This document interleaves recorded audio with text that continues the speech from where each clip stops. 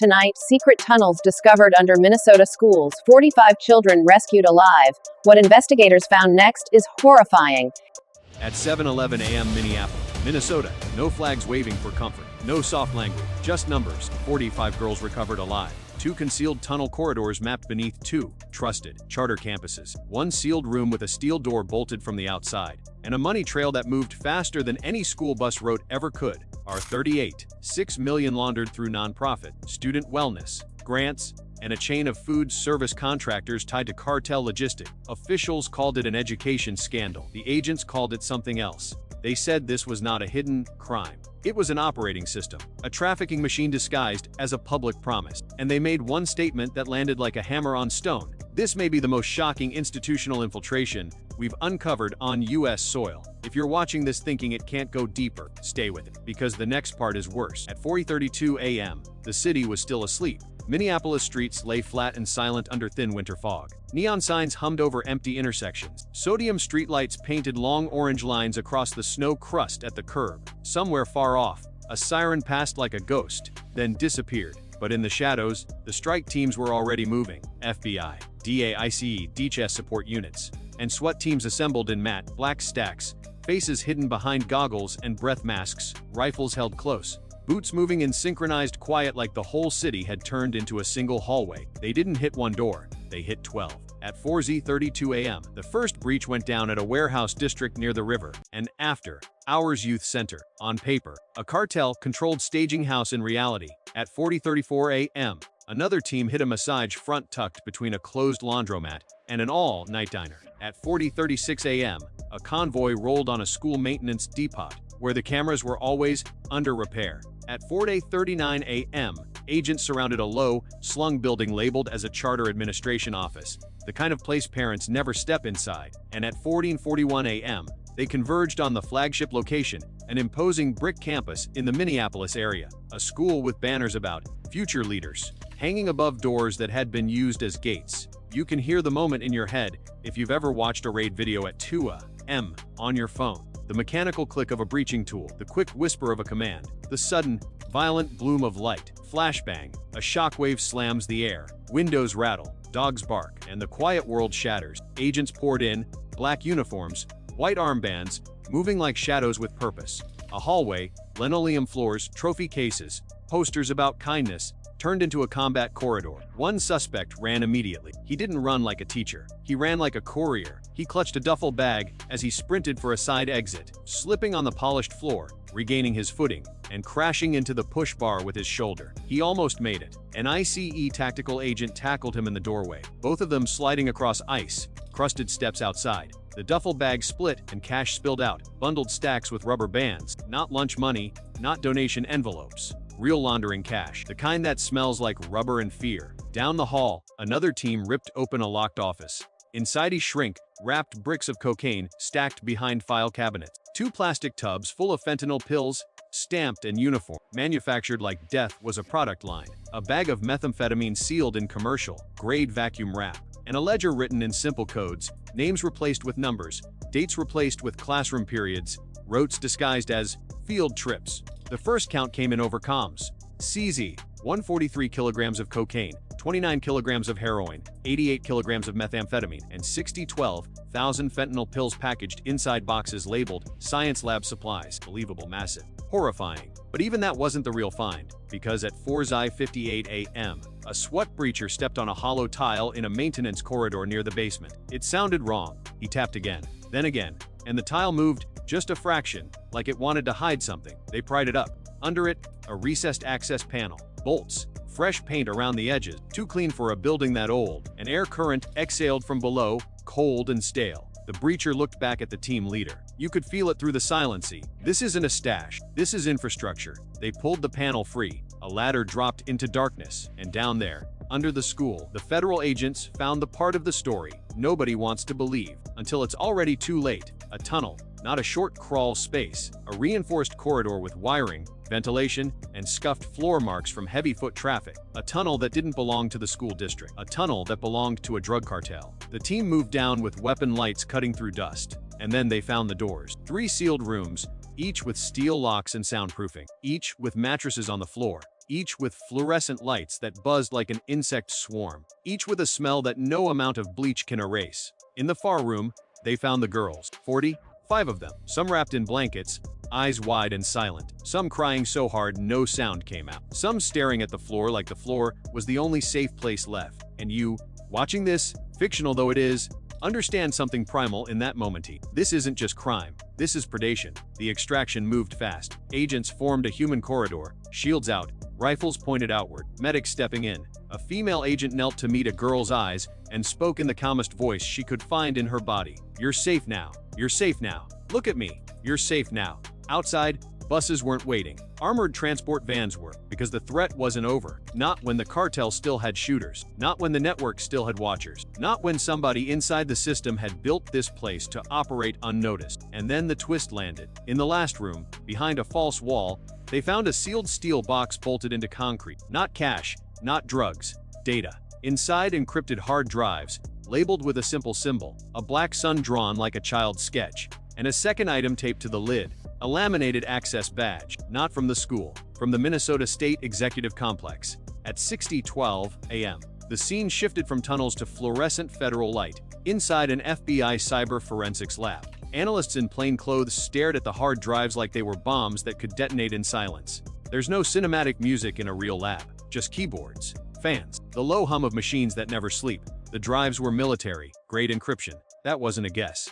That was the first readout. Someone had paid for serious protection. Someone expected raids. Someone believed they were untouchable. At 6:47 a.m., an analyst cracked the first layer. At 7:03 a.m., a network diagram unfolded on a wall monitor like a living spiderweb. And there it was. A code name. Not Project Solaris.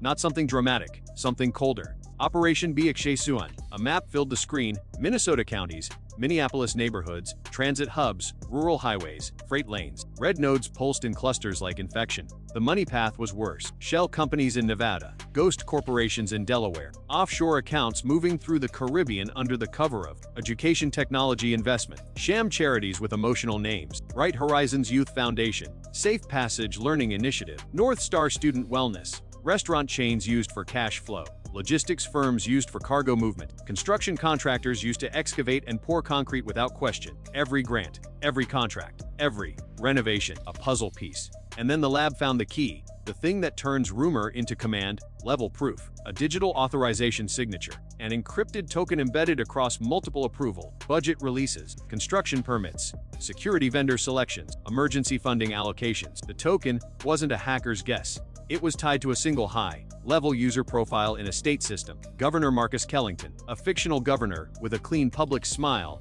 and a voice made for speeches, a man who spoke about children on camera while the cartel moved children under concrete. In the lab, one agent said the line nobody wanted to hear. "This is not corruption." He pointed to the diagram. "This is command-level collusion." He scrolled, and the evidence didn't show negligence. It showed design. A whole region turned into a secure hub, a cartel fortress operating behind school bells and parent-teacher conferences. If you're thinking, how could one governor do this? That's the wrong question. The right question is, who else did he build it with? Because Bixesuan wasn't one building. It wasn't even one city. It was an ecosystem. And at 7:19 a.m., the FBI assistant special agent in charge stepped into a briefing alcove and delivered the line that split the operation into two phases. "We're not done. We're just inside the first layer." At 3:58 a.m. the next morning, pre-dawn again, because evil likes darkness and federal raids need it, an emergency command center came alive in a fortified facility outside St. Paul. A giant digital map covered the wall. Dozens of red markers pulsed across Minnesota, Minneapolis, St. Paul, Rochester, Duluth, Moorhead, St. Cloud, Mankato. Smaller towns lit up too. The ones you never expect. The ones where people assume nothing bad happens because the streets are quiet and the churches are full. A unified mission flashed on the screen. 140 federal agents, 37 SWAT teams, 8 Black Hawk helicopters, armored units for high-risk warrants, DDS aviation assets for surveillance, and U.S. Army support in the background for logistics and rapid extraction. Because when a drug cartel embeds deep enough, you don't take chances with transportation routes and perimeter security. No. There were no Hollywood heroes, just exhausted professionals with hard eyes and a plan, and they moved. At 4:21 a.m., a raid hit a desert edge warehouse outside the metro, converted into a drug superlab. At 4:24 a.m., a mansion in Wealthy Hills went dark as agents cut power and breached the gate. This wasn't a home. It was a drug fortress dressed in luxury. At 4:27 a.m., ICE tactical units intercepted a migrant smuggling convoy on a rural highway. 3 vans, false panels, hidden compartments, drivers carrying burner phones and cartel instructions. At 4:31 a.m., a tunnel entrance near an industrial drainage system was located and sealed. Steel rings, reinforced walls, and fresh tool marks. Quick snapshots. Fast cuts in your mind. A breaching ram hitting a steel door. A suspect tossing a phone into a sink and trying to smash it with a hammer. An agent stepping over a pile of counterfeit school uniform stacked like merchandise. A DA chemist holding a small bag of fentanyl like it's a live grenade. Seizures stacked up hour by hour. Cocaine another 211 kilograms. Heroin 41 kilograms. Methamphetamine 132 kilograms. Fentanyl pills 1 million recovered from a storage facility with pallets labeled textbooks. Guns 94 firearms including rifles modified for full auto. Cash 4 million across multiple sites. A server farm hidden behind a language lab, contractor's office, and a communications hub with radios programmed to mimic municipal frequencies. By 6 a.m., the operation had a body count without a single funeral. Not people, power. The cartel's infrastructure took more damage in 6 hours than it had taken in 6 years. And then the arrests went political. Not a low-level administrator, not a contractor, a state-level procurement director in cuffs, a charter oversight official escorted out of an office building with a jacket over his hands, a senior public safety consultant who turned out to be a cartel member with a U.S. passport and a cleaned-up identity. The governor didn't run at first. He held a meeting, because men like that believe they can talk their way out of gravity. At 11:40 agents arrived at the executive complex with a federal warrant signed by a fictional judge, Judge Elaine Merrick, whose hands shook when she sealed it, because she understood what she was unleashing. Governor Marcus Kellington was taken into custody in a hallway lined with state history photos. Cameras weren't allowed in, but witnesses later said his face didn't look angry. It looked confused, like a man who had been living in a world where consequences were for other people. But the operation still wasn't over, because BLAK-SEN wasn't just tunnels and drugs.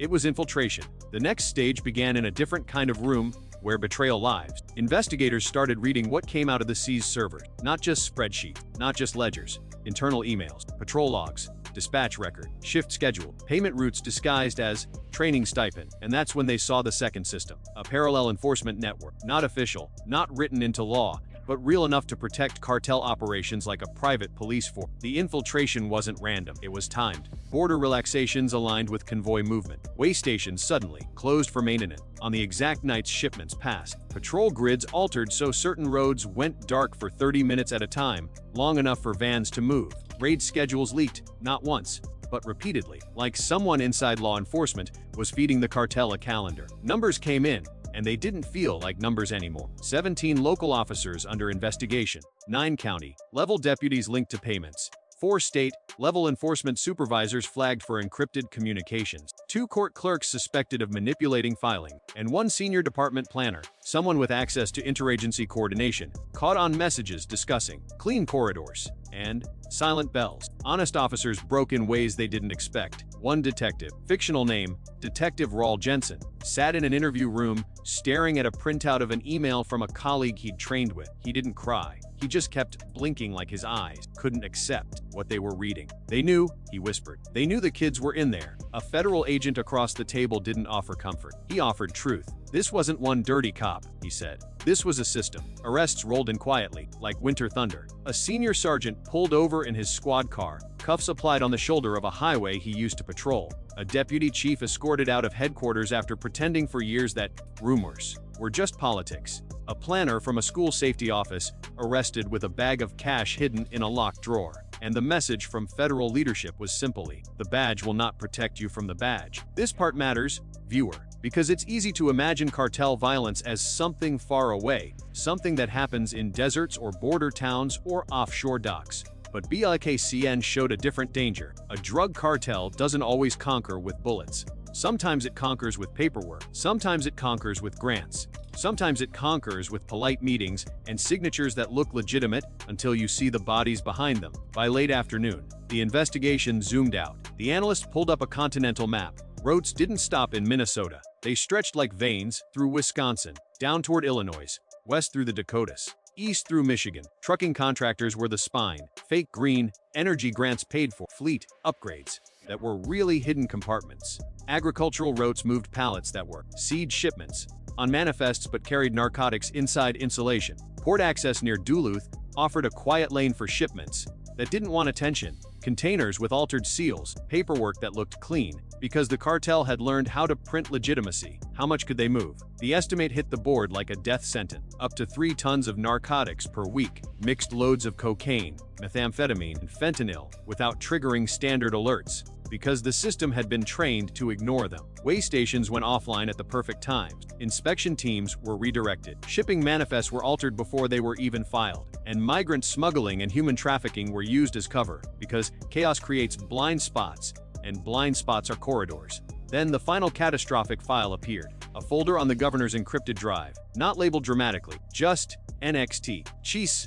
Inside were memos outlining a long-term plan to turn the region into a permanent operational headquarters, a shadow bureaucracy designed to outlive elections, a network of education reform boards, public safety partnership, and community grant councils, stacked with cartel-friendly decision-makers, a pipeline of money, a pipeline of influence, a pipeline of silence. One line in a memo made the room go cold. Why are not infiltrating the system? We are redesigning it. That's the realization that should sit heavy in your chest, because infiltration suggests the system can recover. Redesign suggests the system was being built for the cartel future, not temporarily used. And now we come to the part where the story stops being about raids and starts being about what happens to a society when it forgets to watch its own doors. In the end, the agencies can seize drugs, they can seize guns, they can seize cash and servers and encrypted keys. But the hardest thing to seize is trust. Trust is what parents hand over when they send a child through a school doorway. Trust is what communities hand